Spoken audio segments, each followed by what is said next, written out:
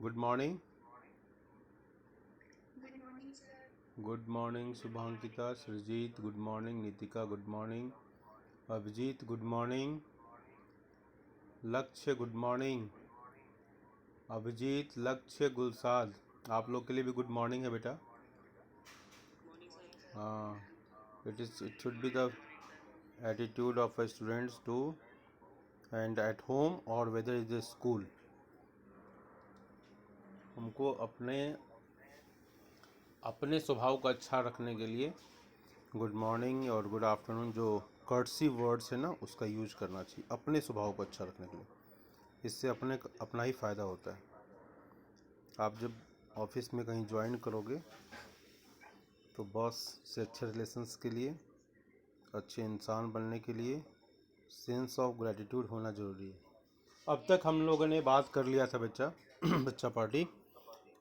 So far we have discussed, हम लोगों ने क्या क्या डिस्कस किया था बताओ, बोलो क्या क्या हम लोगों ने डिस्कस किया था, बोलिए बेटा। क्या डिस्कस किया था हम लोगों ने अब तक, किसी को याद है?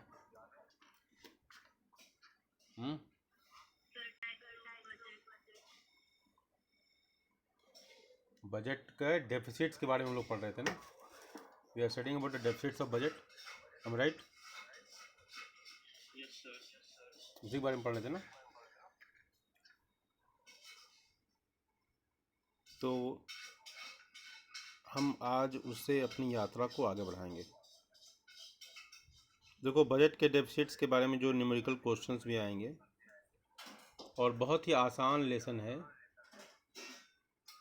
अगर ध्यान से पढ़ा जाए। वैसे ध्यान से पढ़ा जाए अगर तो सारे लेसन आसान हो जाते हैं। कंपैरेटिवली ये हमारे जीवन से ज़्यादा जुड़ा हुआ है। बजट के बारे में अभी तक हम लोगों ने डिफिनीशन देखा, इनकम और एक्सपेंडिचर का रिकॉर्ड होता है, एक फाइनेंशियल ईयर में होता है। प्रेजेंटेशन ऑफ बजट देखा हम लोगों ने, ठीक है, कि कब प्रेजेंट किया जाता है, 1 Feb, ठीक है। Estimated income and expenditure features देखा कि बाकी जितना चीज़ हमने डिस्कस किया, प्लस पार्लियामेंट में इसका अप्रूवल होना ज़रूरी है बजट को लीगलाइज्ड करने के लिए।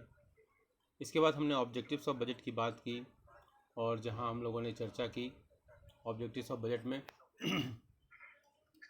कि reallocation of resources, management of public enterprises,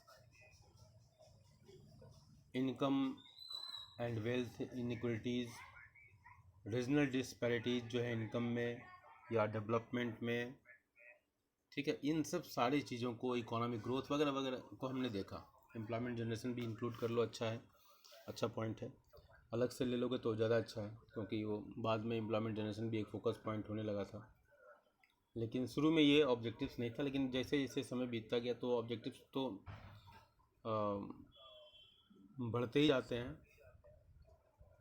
इसके बाद हमने देखा कि बजट के कंपोनेंट हमने 2 भागों में डिवाइड किया था, रिसिप्ट्स और एक्सपेंडिचर। तो रिसिप्ट्स कहाँ कहाँ से आते हैं, रेवेन्यू और कैपिटल रिसिप्ट्स। एक्सपेंडिचर कहाँ कहाँ पैसा खर्च होता है, किन मदों में, किस तरह से।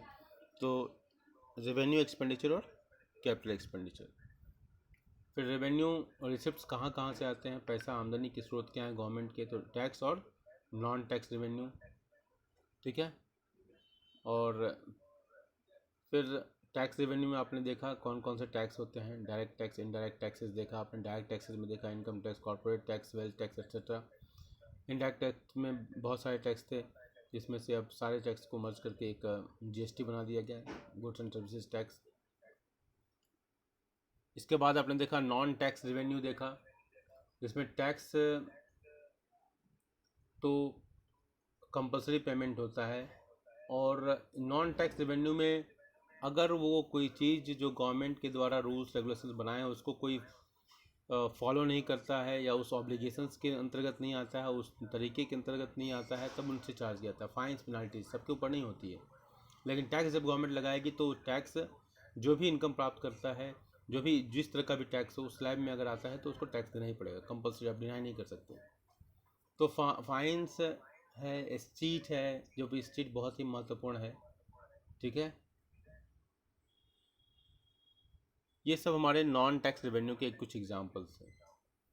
इसके बाद हमने देखा कि कैपिटल रिसिप्ट्स, जिसमें बोरोइंग, डिसइन्वेस्टमेंट, अदर रिसिप्ट्स वगैरह थे, वो इम्पॉर्टेंट है। और इसके बाद हमने देखा कि डिफरेंसेस क्या हैं रेवेन्यू रिसिप्ट्स या रेवेन्यू एक्सपेंडिचर, कैपिटल रिसिप्ट्स और कैपिटल एक्सपेंडिचर, ये किस बेस पर कहे जाते हैं। तो हमने देखा कि अगर एसेट्स और लाइबिलिटीज़ अफेक्ट नहीं होता है तो वो रेवेन्यू का पार्ट होगा। अगर एसेट्स और लाइबिलिटीज़ दोनों में से कोई भी इफेक्ट हो जाता है तो वो कैपिटल का पार्ट होगा। रेवेन्यू हमारा रेकरिंग नेचर का होता है, जैसे सैलरी है, सब्सिडीज़ वगैरह। और हमारा कैपिटल जो है वो लॉन्ग टर्म इसका नेचर होता है। तो इस तरीके से हमने देखे। इसके बाद हमने बजट के देखा कि बजट कई प्रकार के होते हैं, सरप्लस बजट, बैलेंस बजट, ठीक है, और डेफिसिट बजट। ठीक है, तो सरप्लस बजट कब होता है? जब हमारा रेवेन्यू ज़्यादा होगा और एक्सपेंडिचर कम होगा तो सरप्लस बजट होगा। बैलेंस बजट कब होगा? जब हमारे दोनों बराबर होंगे, सरप्लस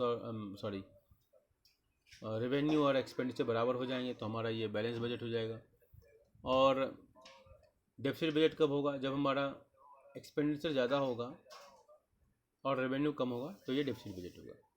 अब बजट डेफिसिट्स को कल ही हमने इन सब बातों पर चर्चा किया था कि items categorized as revenue and capital expenditure, इन सब बातों पर हमने चर्चा किया था, इवनिंग क्लास में भी किया था। ठीक है, मीनिंग ऑफ गवर्नमेंट डेफिसिट्स ये भी हमने कल पढ़ाया था, और जिन लोगों ने इवनिंग क्लास नहीं अटेंड किया होगा उनका छूट रहा होगा, क्योंकि दोनों क्लास कंपलसरी है जब तक ये सिलेबस अपडेट करने की बात चल रही है। तो बजटरी डेफिसिट्स में मैंने बताया था revenue deficits, physical deficits, primary deficits. अब हम बात करेंगे फिजिकल डेफिसिट्स की। रेवेन्यू डेफिसिट्स मैंने इससे पहले कल की क्लास से पहले भी मैंने इस पर चर्चा किया था, व्हाट इज़ रेवेन्यू डेफिसिट्स, और आपके स्क्रीन पर भी है, जल्दी से देख सकते हैं। रेवेन्यू का जो अकाउंट है, रेवेन्यू अगर उसमें जो रिसिट है वो कम है और एक्सपेंडिचर ज़्यादा है तो रेवेन्यू डेफिसिट्स कहा जाएगा। ठीक है, budgetary deficits is defined as the excess of total estimated expenditure over total estimated revenue. ये बजटरी डेफिसिट्स है।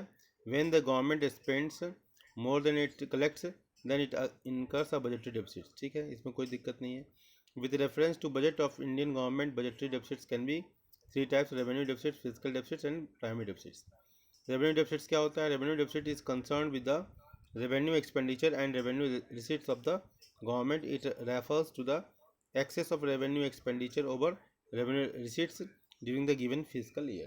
ये सब चर्चा हो चुकी है, इसलिए मैं जल्दी फास्ट रीडिंग कर रहा हूँ। रेवेन्यू डेफिसिट्स क्या होता है? Revenue expenditure minus revenue receipts. Revenue deficit signifies that governments own revenue is insufficient to meet the expenditures on normal functioning of the departments and provisions for various services. ये सारी चीज़ें हमने कल discuss किया था। आज हमको पढ़ाना है फिजिकल से, लेकिन फिर भी एक रीडिंग कर देते हैं। क्या इम्प्लीकेशंस है रेवेन्यू डेफिसिट का? It indicates the inability of the government to meet its regular and recurring expenditure in the proposed budget. दूसरा पॉइंट है, it implies that government is dissaving, मतलब उसकी बचत नहीं हो रही है, निगेटिव है। That is government is using up and savings of other sectors of the economy to finance its consumption expenditure. ठीक है, एक्सपेंडिचर जो है वो के लिए पैसे नहीं इकट्ठा कर पा रही है, ये स्थिति हो जाएगी। और उसके परिणाम क्या होगा कि दूसरे सेक्टर से, चाहे वो डिसइन्वेस्टमेंट के नाम पर करें, चाहे फिर बोरोइंग करें, ये सारे इसका इम्पैक्ट होगा इकोनॉमी के ऊपर कि इन्फ्लेशनरी गैप पैदा हो जाएगा, इन्फ्लेशन होगा, प्राइस राइज हो जाएगा। ठीक है, लोगों का वेलफेयर इफेक्ट होगा, बहुत सारी बातें हो जाएंगी। It also implies that the government had to make up this deficit from capital receipts, that is through borrowings और disinvestment. It means revenue deficit either leads to an increase in liability in the form of borrowings or reduce the assets through disinvestment. ठीक है, ये हमने कल चर्चा कर लिया था कि डिसइन्वेस्टमेंट क्या होता है, जिसमें पब्लिक सेक्टर अंडरटेकिंग्स, कई बार मैं बोल चुका हूँ कि जो पब्लिक सेक्टर के अंदर काम करने वाली जितनी भी यूनिट्स हैं उनके हिस्से को प्राइवेट सेक्टर को बेचना और उससे जो आमदनी होती है उससे हम रेवेन्यू डेफिसिट्स के खर्चे को पूरा कर रहे हैं, जो कि सबसे वर्स्ट फाइनेंशियल मैनेजमेंट सिस्टम कहा जाएगा। और 10-15 साल ये पहले खूब इस तरह का प्रयोग किया गया, घाटे को पूरा करने के लिए इस तरह का काम किया गया, लेकिन ये अच्छा नहीं है। इसलिए मैंने एक क्वेश्चन भी डाला था कि इन्वेस्टमेंट इज ऑलवेज गुड, तो उसका आंसर है नो।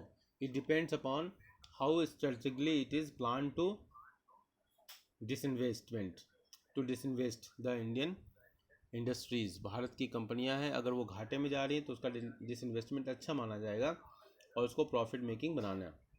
लेकिन अपने घाटे को, रेवेन्यू डेफिसिट्स को पूरा करने के लिए अगर कैपिटल रिसिट मतलब डिसइन्वेस्टमेंट एक टूल है उसका का सहारा लिया जाता है, तो वो अच्छा नहीं माना जाएगा। ठीक है। A high revenue deficit gives a warning signal to the government to either curtail its expenditure और इंक्रीज इट्स रेवेन्यू। ठीक, कल मैंने एक बहुत अच्छा शब्द बनाया था, इकोनोमीटर। इकोनोमीटर का मतलब ये है, जैसे थर्मामीटर होता है ना, उसी तरह इकोनोमीटर। इकोनॉमी के हेल्थ को समझने के लिए हमारे पास जो बजटरी डेफिसिट्स हैं 3 प्रकार, रेवेन्यू, फिजिकल और कैपिटल, एक बहुत बढ़िया टूल की तरह यूज किया जा सकते हैं। मतलब मैंने कल बताया था कि अगर रेवेन्यू डेफिसिट है तो मान लो कि बुखार 99 है, फिजिकल डेफिसिट है तो 102 है, और अगर प्राइमरी डेफिसिट है तो 104, मतलब आईसीयू वाला केस बन जाएगा। तो प्राइमरी डेफिसिट बहुत ज़्यादा होना बहुत ही चिंताजनक है, फिजिकल डेफिसिट उससे थोड़ा सा कम लेकिन चिंताजनक ये भी है। और रेवेन्यू डेफिसिट से, हाँ, कहीं भी अगर इनकम कम हो, एक्सपेंडिचर ज़्यादा हो तो चिंता का विषय बनता है, लेकिन खैर उसकी तुलना में कम माना जाएगा। ओके, फिजिकल और प्राइमरी की तुलना में। अब आते हैं फिजिकल डेफिसिट्स। ठीक है। फिजिकल डेफिसिट्स क्या होता है? टोटल एक्सपेंडिचर और टोटल रिसीट एक्सक्लूडिंग बोरोइंग। ठीक है। इसके बीच का जो डिफरेंस होता है ना, जैसे बताया कि ये हाई लेवल का इकोनोमीटर है, थर्मामीटर समझ लो, इकोनॉमिक थर्मामीटर, इकोनोमीटर हम वर्ड यूज़ कर रहे हैं, तो हाई लेवल का इकोनोमीटर है। ठीक है। और टोटल फिजिकल डेफिसिट्स का फॉर्मूला क्या होता है? Total expenditure minus total receipts, total expenditure minus total receipt excluding borrowing. अब इसको फर्दर अगर एक्सपेंड करोगे, आगे दिखाऊंगा आपको कि टोटल एक्सपेंडिचर के कंपोनेंट क्या है। मुझे कोई बताएगा टोटल एक्सपेंडिचर के कंपोनेंट क्या है? तो सुंदर सुंदर, बहुत अच्छे बच्चे। तो टोटल एक्सपेंडिचर मिलके बनता है किससे? रेवेन्यू एक्सपेंडिचर और, जैसा कि सृजित ने बताया, रेवेन्यू एक्सपेंडिचर और कैपिटल एक्सपेंडिचर से। ठीक है। तो अगर आप फिजिकल डेफिसिट्स के फॉर्मूले को देखो, जैसा कि आपके स्क्रीन पर दिखाई दे रहा है, physical deficit is equal to total expenditure minus total receipts excluding borrowing. अब इन दोनों का जो डिफरेंस होता है वही फिजिकल डेफिसिट होता है, और इस डिफरेंस को फिलअप करने के लिए किसका सहारा लिया जाता है? बोरोइंग का सहारा लिया जाता है।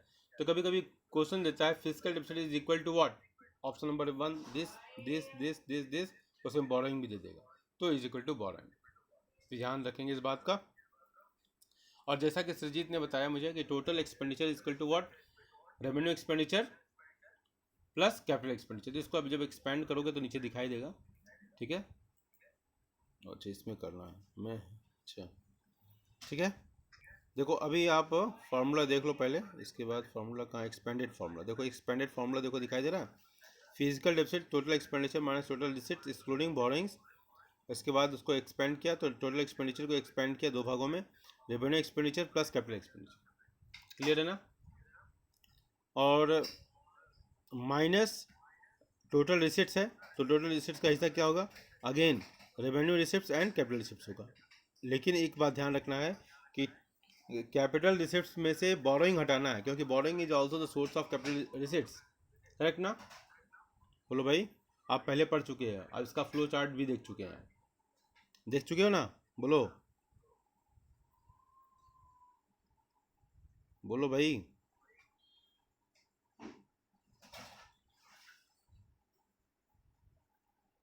बोलिए, बोलो बेटा। Yes, sir. कैपिटल रिसिट्स देख लो, मैं दिखा रहा हूँ इसलिए मैं आपको सर्च कर रहा हूँ, क्योंकि आप लोग पढ़ते हो ना तो नोट्स नहीं बनाते हो ना, इसलिए भूल जाते हो। नोट्स बनाया करो डेली। देखो कैपिटल रिसिप्ट्स, बोरोइंग है ना उसका हिस्सा, borrowing, recovery of loans and other receipts. तो टोटल रिसिप्ट्स में हम क्या लेते हैं, रेवेन्यू रिसिप्ट्स और कैपिटल रिसिप्ट्स भी लेते हैं, लेकिन उसमें जो बोरोइंग का हिस्सा है उसको छोड़ देते हैं। उसके जगह हम क्या करें, रिकवरी ऑफ लोन्स ले लेंगे और अदर रिसिप्ट्स जो है, ठीक है, जो जहाँ से ही भी पैसा मिल जाए उस उन सब चीज़ों को हम लेते हैं। मेरी बात समझ में आई? बोलो भाई, बोलिए। Yes, sir. Yes, sir. ठीक है, तो फिजिकल डेफिसिट्स में हमने देखा total expenditure minus total receipts. यहाँ हम देख रहे थे उसी चीज़ को यहाँ देखो दिखाया गया है, revenue expenditure plus capital expenditure minus revenue receipts plus capital receipt excluding borrowing. इसको दूसरे तरीके से और लिखा गया है, revenue expenditure minus revenue receipts. अब ये क्या हो गया, revenue expenditure minus revenue receipts को क्या कहेंगे आप, बोलो, अभी आपने पढ़ा है, इसको हम कह देंगे क्या, रेवेन्यू डेफिसिट, ठीक है, plus capital expenditure minus capital receipts, ठीक है, एक्सक्लूडिंग बोरोइंग है। अगर केवल capital expenditure minus capital receipt होता तो कैपिटल बजट का ये डेफिसिट माना जाता है, ठीक है। और फिर देखो इसको और दूसरे तरीके से अरेंज किया है, revenue deficits plus capital expenditure minus capital receipt excluding borrowings, ठीक है। अब यहाँ पर ध्यान देना है कि at times only the total borrowing are given, जब केवल टोटल बोरोइंग दिया है, in such case physical deficit is equal to total borrowing. ध्यान देना इस बात को। Are getting point? जिस पॉइंट को मैं बोल रहा था अभी, इन सच केसेस, कब, कौन से केस में, at times only the total borrowings are given, केवल टोटल बोरोइंग दिया हुआ है, तो in such case physical deficit किसके बराबर होगा, टोटल बोरोइंग के बराबर होगा, ठीक है। मेरी बात समझ में आई? बोलो भाई, इस पर न्यूमेरिकल क्वेश्चन भी कई बार आ चुका है। चलिए, तो फिजिकल डेफिसिट्स और रेवेन्यू डेफिसिट्स के बीच का डिफरेंस आपको यहाँ दिखाई दे रहा है। It shows the excess of total expenditure over total receipts excluding borrowing, और it measures the total borrowing requirements of the government, ठीक है, क्या बोरोइंग रिक्वायरमेंट्स है, और इसी से हम फिजिकल डेफिसिट्स को फुलफिल करते हैं, ठीक है। फिजिकल डेफिसिट्स को पूरा करने के लिए और भी मेजर्स हैं जो आरबीआई लेता है, प्रिंटिंग ऑफ करेंसी, जिसको हम डेफिसिट फाइनेंसिंग कहते हैं। रेवेन्यू डेफिसिट्स क्या, it shows the excess of revenue expenditure over revenue receipt, बहुत ही कई बार देख चुके हैं आप। It indicates the inability of the government to meet its regular and recurring expenditure, जो दैनिक खर्चे होते हैं सरकार के काम काज को चलाने के लिए, ठीक है, स्टेशनरी वगैरह है, हाँ, या सैलरी वगैरह है, सब्सिडीज़ वगैरह है, तो ये दैनिक खर्चे माने जाते हैं। मतलब हमेशा कभी न कभी सैलरी, कभी न कभी ये गवर्नमेंट को देना ही पड़ता है। तो ये आपको दोनों के बीच का डिफरेंस बहुत ही महत्वपूर्ण है। इसके बाद आते हैं हम sources of financing physical deficits. Gulsad पढ़ो बेटा, sources of financing physical deficits पढ़िए।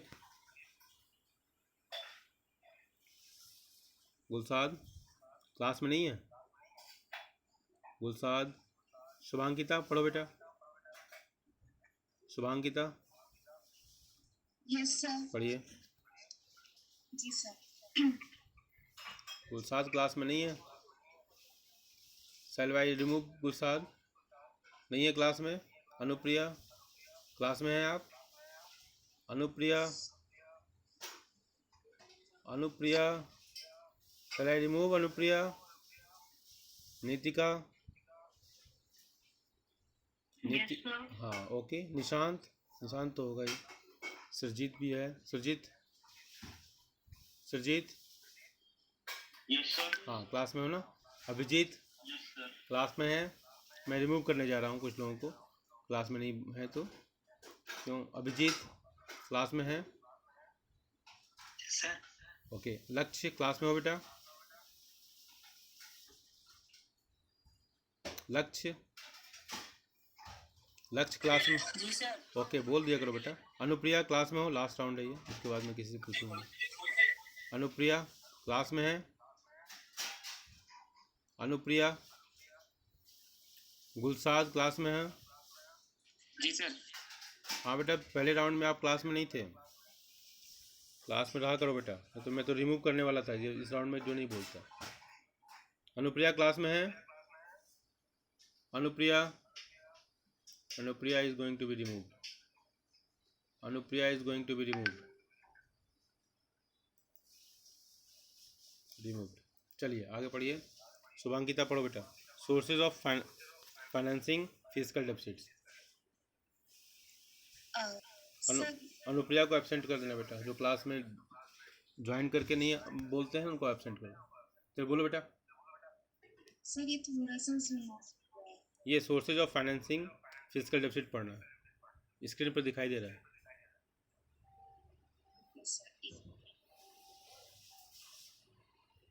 Sources of financing physical deficits क्या सोर्स हैं? Fast. Government has to look out for different options to finance the physical deficit. fiscal deficit. The main two sources are first borrowing. Fiscal deficit can be made by borrowing from the internal sources, public, commercial, bank, etc., or the external sources, foreign governments, international organization, etc. इस point में कोई दिक्कत है? Is there any problem? बिल्कुल simple लिखा हुआ है। Physical deficits का सोर्स क्या है? मेन दो सोर्स की यहाँ चर्चा हो रही है, ठीक है। बोरोइंग्स और डेफिसिट फाइनेंसिंग की बात हो रही है, फिजिकल डेफिसिट्स को पूरा करने के तरीके, ठीक है। तो फिजिकल बोरोइंग क्या होता है? इंटरनल भी हो सकता है, एक्सटर्नल भी हो सकता है, बाहरी देशों से, बाहरी संस्थाओं से और घरेलू स्रोतों से, सोर्सेज से। चलिए नेक्स्ट, डेफिसिट फाइनेंसिंग बहुत इंपॉर्टेंट है ये। चलिए।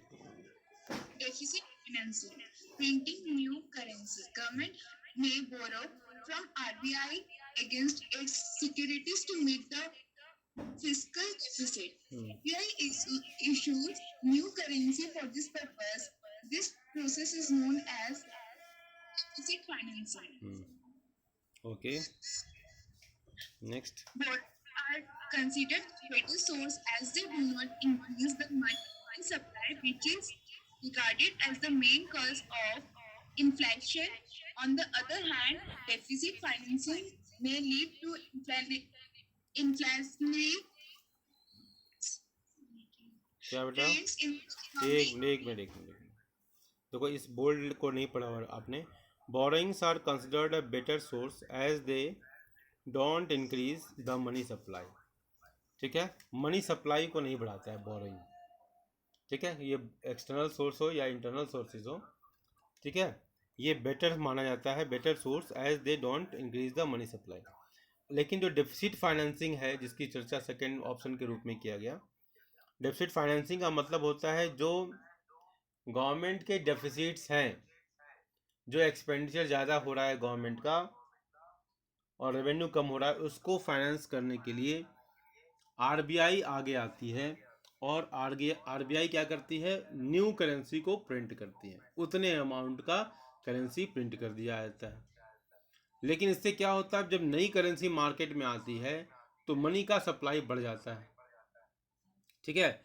और मनी सप्लाई बढ़ने से उसके जो दुष्परिणाम है वो सामने दिखाई देते हैं, जो कि बैंकिंग वाले लेसन्स में आपने पढ़ा है, ठीक है। और यही जो मनी सप्लाई है, जैसे मैंने एक बार बोला है कि इन्फ्लेशन या प्राइस राइज कब होता है? जब वस्तुएं मार्केट में कम होती हैं और वस्तुओं की डिमांड, मतलब जिसके पास परचेजिंग पावर है उसी को हम डिमांड मानते हैं। तो जिस वस्तुओं की डिमांड बहुत ज़्यादा हो जाती है तो वैसी स्थिति में क्या होता है कि इन्फ्लेशन की कंडीशंस डेवलप हो जाती है, मतलब प्राइस राइज हो जाता है। ये सिंपल कॉमन सेंस की बात है। जब एक ही पोटैटो सेलर हो और पूरा पालम उससे डिमांड करता होगा तो वो उस व्यक्ति को देगा जो उसके प्राइस को हाई करेगा, ज़्यादा कीमत लगाएगा, ठीक है। वो प्रॉफिट अर्न करना चाहेगा ना, एक प्रोड्यूसर या सेलर जो भी है, तो वो क्या करेगा? उस व्यक्ति को देगा जिसकी नीड ज़्यादा है, जो ज़्यादा पैसा अमाउंट पे कर सकता है, ठीक है। अभी आपने देखा सिलेंडर के केस में, हालांकि दिल्ली में सिलेंडर की कोई क्राइसिस नहीं थी, आर्टिफिशियल क्राइसिस ही क्रिएट हो गई, तो हर जगह कुछ लोग चोरबाजारी करते हैं, मिसमैनेजमेंट। तो जब भी कभी सप्लाई, और ये जानते हो ये मिसमैनेजमेंट और कभी कभी डिलिबरेट मैनेजमेंट कहते हैं इसको, जिसको हम इकोनॉमिक्स की भाषा में होर्डिंग कहते हैं। जब इलेक्शन आता है तो जो अपोजिशंस होते हैं वो क्या करते हैं, उनका इन्वॉल्वमेंट होता है। जो ट्रेडर्स होते हैं वो अपने अपने गोडाउन में चीज़ों को भर ले आते हैं, और सामान्य समय में भी वो करने का प्रयास करते हैं। जब तक गवर्नमेंट उस पर पूरी तरह से कंट्रोल करने की स्थिति ना हो, तो क्या करेंगे कि वो सामान, जैसे मान लो कि मार्केट में डिमांड 10 kg का है, तो वो क्या करेंगे, मार्केट में सप्लाई कम करेंगे, जैसे मार्केट में हमेशा डिमांड बढ़ा रहे, और वो उसको अपने गोडाउन में रखते हैं। जब गवर्नमेंट जब इंटर करती है इसमें, लॉ एंड ऑर्डर को देखती है, और जब उनके यहाँ जब छापा जब पड़ता है उनके यहाँ तो तब उनके यहाँ से सब कुछ निकल के आता है। तो ये जो किया जाता है वो मार्केट में एक आर्टिफिशियल डिफिशियंसी शो की जाती है, जिससे कि डिमांड बनी रहे और प्राइस उनको अच्छा मिलता रहे। तो बोरोइंग जो है वो सेफर साइड है, जो कि इन्फ्लेशन को उतना प्रभावित नहीं करेगा। लेकिन जो प्राइस राइज का जो मूल कारण है वो डेफिसिट फाइनेंसिंग है, जिसकी वजह से मनी सप्लाई बढ़ जाता है, क्योंकि आरबीआई डेफिसिट फाइनेंसिंग के अंतर्गत घाटे को पूरा करने के लिए नई करेंसी को प्रिंट करता है। समझ में आ रही मेरी बात? बोलो बेटा। Yes, sir. सरजीत, निशांत, नीतिका, बोलो भाई। कुलसाद, लक्ष्य। दोबारा रिपीट कर दो। मैं ये कह रहा हूँ, देखो, borrowing are considered a better source as they do not increase the money supply. Money supply कैसे बढ़ेगा? हाँ, जब हम नई करेंसी को इशू करते हैं, ठीक है, नई करेंसी को हम इशू करते हैं, तो मनी सप्लाई वही बढ़ाएगा ना, आरबीआई ही तो मनी इशू करता है। तो अब वो जितना मनी 10 रुपये के 10 नोट थे पहले मार्केट में, अब मार्केट में 10 रुपये के 100 नोट हो गए, ठीक है, तो डिमांड बढ़ जाएगी, मनी सप्लाई बढ़ गया ना, पहले 10 ही था अब 100 हो गया, तो हर व्यक्ति डिमांड करेगा तो प्राइस राइज हो जाएगा। समझ रहे हो? Are get your point? जैसे मान लो कि अभी कार है, एक कार है, एक कार को हम और आपसे जो नीचे के लोग हैं, हमारे से नीचे के जो लोग हैं, वो तो डिमांड नहीं कर रहे हैं, वो तो साइकिल से चल रहे हैं। लेकिन अगर मान लो कि सबके पास पैसा हो जाए तो क्या होगा, सब कार खरीदेंगे, और कार नहीं है मार्केट में तो क्या होगा, जो जितना ज़्यादा पैसा देगा उसको कार मिल जाएगा, तो प्राइस बढ़ जाएगा ना कार का, क्योंकि कार की डिमांड बढ़ गई अचानक। Are getting point? तो मनी सप्लाई बढ़ने से, इशू ऑफ न्यू करेंसी बढ़ने से मनी सप्लाई बढ़ गई, और मनी सप्लाई बढ़ने से इन्फ्लेशन बढ़ जाएगा। तो उसी बात को यहाँ कहा जा रहा है। On the other hand, deficit financing में lead to inflationary situations in the market. Inflationary trends लिखा है यहाँ पर, कोई बात नहीं, in the economy due to more money supply. चलो आगे पढ़ो, पढ़िए बेटा, नीतिका पढ़ो बेटा। प्राइमरी डेफिसिट्स, ये एक थर्ड मेजर है, इकोनोमीटर्स जिसको कहते हैं ना, इकोनॉमी का मेजरमेंट करने के लिए थर्ड मेजर है। ये बहुत ही सबसे बढ़िया, अगर प्राइमरी डेफिसिट भी बहुत ज़्यादा हो रहा है, इसका मतलब कंट्री जो है आईसीयू की तरफ बढ़ रही है, फाइनेंशियल कंडीशन बहुत ही खराब है। ओके, चलिए चलिए पढ़िए बेटा। Neetika Yes, sir. पढ़िए। सर कहाँ से? Primary deficit refers to, screen पर दिखा है, Difference between fiscal deficit of the current year and interest payments on the previous borrowings. ठीक है, समझ में आई बात? अगर प्राइमरी डेफिसिट्स क्या है, primary deficit physical deficits, physical deficits को कैसे निकालते हैं, total expenditure minus total receipts excluding boring. तो फिजिकल डेफिसिट्स रेवेन्यू डेफिसिट से बड़ा है, मतलब घाटा बड़ा हो रहा है। अब प्राइमरी डेफिसिट उससे ही बड़ा घाटा है। तो फिजिकल डेफिसिट में से इंटरेस्ट पेमेंट, मतलब इंटरेस्ट पेमेंट क्या है कि आपने जो पुराना लोन लिया हुआ था उस लोन का इंटरेस्ट आप पे कर रहे हो, लोन इतना ज़्यादा है कि लोन का इंटरेस्ट आप पेमेंट कर रहे हो। तो फिजिकल डेफिसिट तो अपने आप में चिंताजनक है, उसमें से हम इंटरेस्ट पेमेंट करते हैं। तो वास्तव में हमारा जो है प्राइमरी डेफिसिट जो दिखाता है, जो डेफिसिट दिखाता है, वो प्राइमरी डेफिसिट कहा जाएगा। और ये ज़्यादा बड़ा पैरामीटर्स है डेफिसिट्स को अंडरस्टैंड करने का, इकोनॉमी को समझने का। चलिए आगे पढ़िए। The total borrowings requirement of the government includes the interest commitments on accumulated debt. Primary deficit reflects the extent to which such interest commitments have compelled the government to borrow in the current period. Okay, तो total borrowings requirements क्या क्या है? Borrowing requirement, आपने देखा कि borrowings physical deficits को हम किससे पूरा करते हैं? बोरोइंग से पूरा करते हैं। तो total borrowing requirements of the government includes the interest commitments on accumulated debts. जो डेब्ट आपने एक्यूमुलेट किया हुआ है उसके ऊपर इंटरेस्ट जो पे कर रहे हैं, उस इंटरेस्ट को भी हमको कंसिडर करना पड़ेगा बोरोइंग रिक्वायरमेंट्स को पूरा करते समय। कि आपने बोरोइंग किया और उस बोरोइंग में से भी आपको इंटरेस्ट का पेमेंट देना पड़ेगा। Are getting point? कि हमने बोरोइंग को जो लिया, हम बोरो तो कर रहे हैं 20 रुपया, लेकिन पहले का ही पैसा हमको 20 रुपया लौटाना है। तो आपके बोरोइंग करने से क्या फायदा हुआ? जीरो आपके पास बचा ना। आप नहीं समझ रहे? मैंने बोरो किया अपने स्थिति को सुधारने के लिए, हमने बोरो किया, बोरो 20 रुपया किया, ठीक है। और पहले का जो लोन लिया हुआ है उसका इंटरेस्ट ही हो जा रहा है 20 रुपया। तो इस 20 रुपये को हमको लौटाएंगे, जब बोरिंग किया तो 20 रुपये तो लौटाना ही पड़ेगा हमको। इंटरेस्ट तो कम से कम दोगे ना, मूलधन नहीं दे रहे हो तो कम से कम इंटरेस्ट तो देना ही पड़ेगा। तो इंटरेस्ट ही आप 20 रुपया दे रहे हो, तो आपके पास बचा क्या? जीरो पैसा, जिसका आप यूज ही कुछ नहीं कर पाओगे।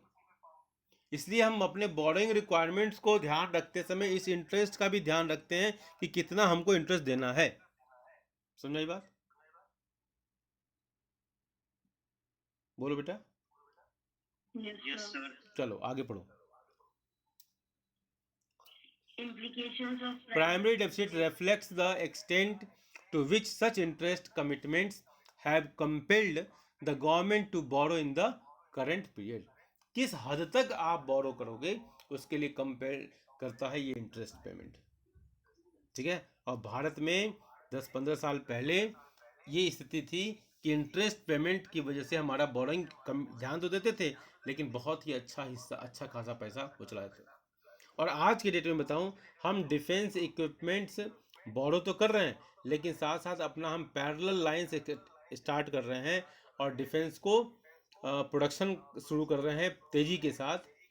अब हम एक्सपोर्ट करने के लिए सोच रहे हैं, हम ताइवान को एक्सपोर्ट करना चाहते हैं, हम दूसरे सिंगापुर और दूसरे देशों को एक्सपोर्ट करना चाहते हैं, हम अफ्रीका में एक्सपोर्ट करना चाह रहे हैं, ठीक है।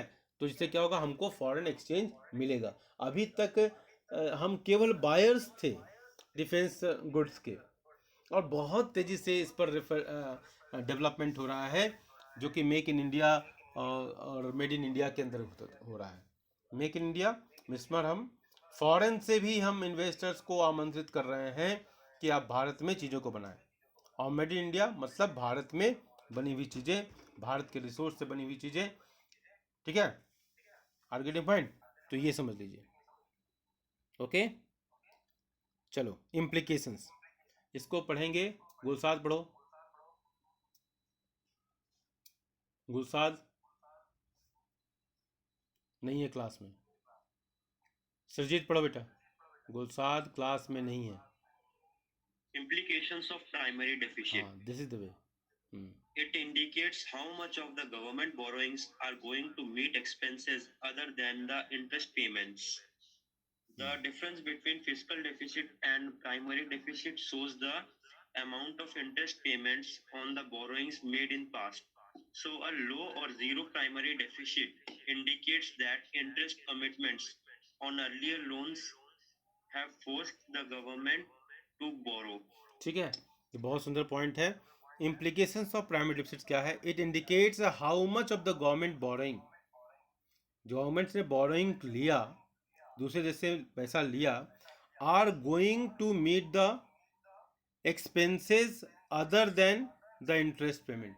इंटरेस्ट पेमेंट देने के बाद, इंटरेस्ट पेमेंट जो आपने दिया वो के बाद वो एक्सपेंसेस को कहाँ कैसे यूज करते हैं, ठीक है, कैसे उस खर्चे को पूरा करते हैं, ये इसके तरफ से इंडिकेशन आता है। It indicates how much of the government borrowings are going to meet expenses, खर्चे को, अदर देन इंटरेस्ट पेमेंट, ठीक है। The difference between physical deficits and the primary deficit shows the amount of interest payment on the borrowing made in past, so a low or zero primary deficits indicates that interest commitments on earlier loans have forced the government to borrow। चलो हम इसके बारे में हम evening class में चर्चा करेंगे, क्योंकि आपका टाइम हो चुका है बेटा, ठीक है, आपका ज़्यादा समय नहीं लेंगे। Thank you. हम इवनिंग में इसके बारे में और चर्चा करेंगे। Thank you.